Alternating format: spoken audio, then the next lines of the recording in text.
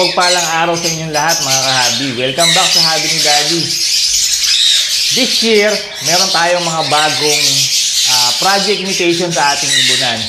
At magbe-base na tayo sa aqua, no? Aqua mutation. Yung pina-project natin na paramihin dito sa ating ibunan. Kasi ito yung isa sa mga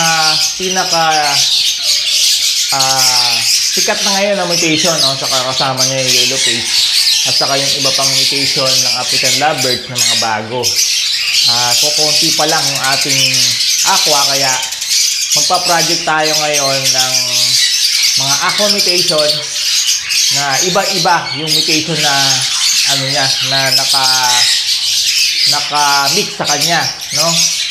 Nung nakapagpaanak tayo, nakapag-acquire tayo ng unang aqua natin, Aqua Blue 2, ay pinroject natin yan sa dilute.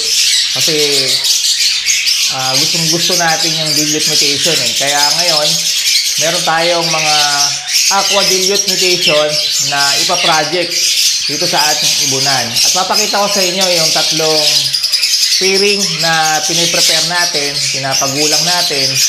Nasa around 5 months old na sila, na malapit na nating isalang sa breeding. Mga anak po yan nung aqua na na-acquire natin, na hindi natin in-expose. Inipon natin para pag-aralan din, para makapagbigay din tayo ng information sa inyo related dito sa aqua mutation.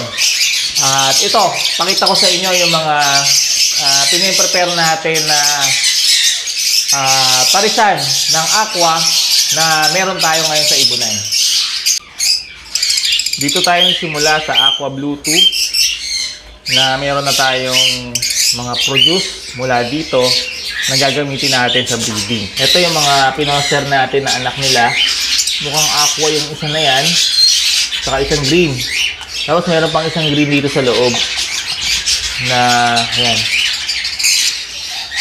na mga gagamitin natin yan sa experimental breeding na gagawin natin, kung kumakarga ba ang green ang aqua sa green series. Nandito yung sinet natin na unang pair. Ito sa taas, ayan, dilute Ewing opaline. Paparisan natin ng Aqua Blue 1 split dilute.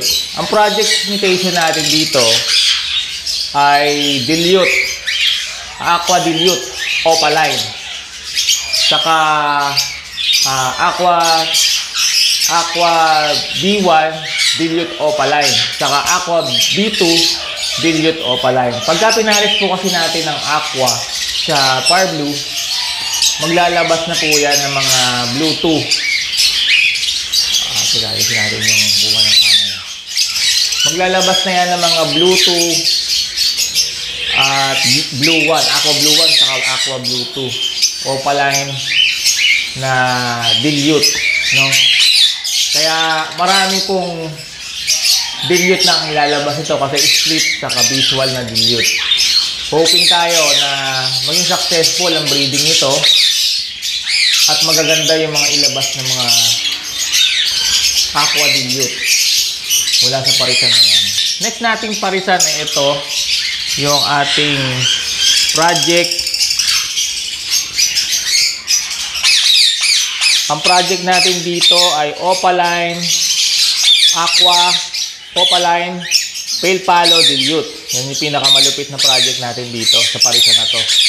Kasi yung ating hen, ano siya, violet na dilute. Violet dilute, pale palo. Tapos yung male natin, Aqua Blue 1 Ewing split dilute, split pale palo. Kaya ang mga lalabas kong anak nito ay aqua, yung pinakamaganda ay Aqua Blue 1 pale palo dilute. Maglalabas din yan ng dilute na split pale, saka pale palo split sa dilute. Yung iba ay aqua, yung iba naman ay hindi aqua. So sana mas marami yung aqua na ilabas ito magagandang ibon ang inaasahan nating lalabas mula sa parisan na to. Okay. Next natin yung pangatlo, nasa loob, nahiwalay siya.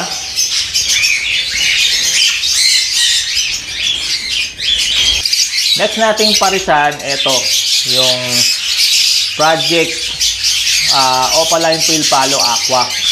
Susubukan natin kung sa Green Series ba ay kakarga yung Aqua. No, yung babae natin yung Violet Opaline Stick Pale Palo. Yung lalaki natin ay Green Opaline Pale Palo. Galing po yan sa Aqua. No, titingnan natin kung kumakarga ba sa Green Series yung Aqua. No? Baka kaparehas lang din yan ng Fire Blue na kumakarga sa Green. Kaya nag-set tayo ng ganitong parisan para makakuha tayo ng impormasyon sa posibleng ilalabas nitong mga anak. So, abangan natin, no? Mga, yun nga, around 2 to 3 months pa, makita na natin yung mga results niyan. Yun mga kahabi, yung ating mga parisan ng Aqua, 3 parisan yan, ng iba't ibang mix, combination ng mutation na lalabas dito sa atin ngayong 2024. Abangan natin yung mga magiging paanak nila by month of siguro 2 to 3 months pa, no? February or April hanggang May, magkakaroon na tayo ng mga paanak mula dyan sa parisan na yan. Dadami na yung aqua mutation natin dito. Siyempre, hindi tayo makakalimot magbahagi ng mga blessing na yan. Kaya patuloy lang po kayo sa pagsuporta at panonood ng ating mga vlog. At i-follow niyo po yung ating Facebook page. Mag-subscribe po kayo sa ating YouTube channel. At yung mga notification bell, i-set niyo po yan sa all para hindi niyo po malpalagpas yung mga coming update natin sa ating ibunan. Na makakatulong din sa mga project mutation nyo at sa pag-aalaga nyo ng inyong mga alagang ibon. Salamat mga kahabi sa inyong support at panonood. God bless po sa inyo lahat.